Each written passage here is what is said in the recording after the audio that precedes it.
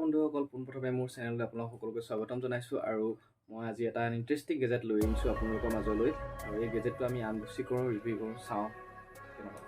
আপোনালোকে থাম্বনেইলটো চাই গম পাইছেই চাগে এইটো কি বস্তু হয় আৰু এইটো মই পাৰচেছ কৰিছোঁ এমেজনৰ পৰা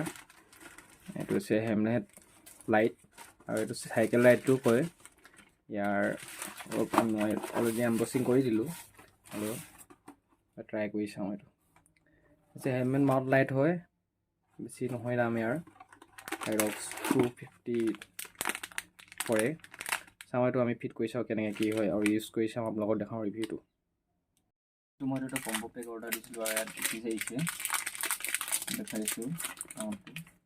ফাৰ্ষ্ট টাইম এইটো এটা লাইট ওলাইছে এখন ইউজাৰ মেনুৱেল পিছত আহিছে দুটা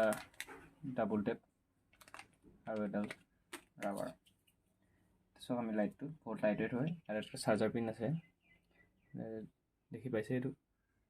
চাৰ্জাৰ পিন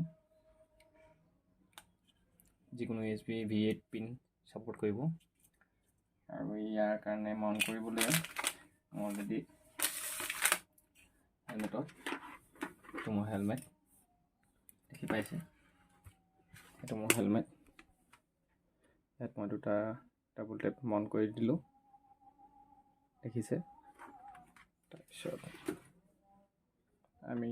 ইয়াক টেষ্ট কৰি দেখাম এইটো আমি ইয়াতে চিপকাই দিলোঁ মাউণ্টটো আৰু ইয়াত চব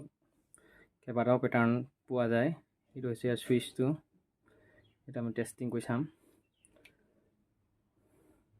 1 2 3 হৈ গ'ল বহুত হেভি হয় লাইটটো আৰু কেইবাটাও মুড আছে ইয়াত যে আমি যদি ইয়াত কৈ যাওঁ এটা বেলেগ মুড এটা বেলেগ মুড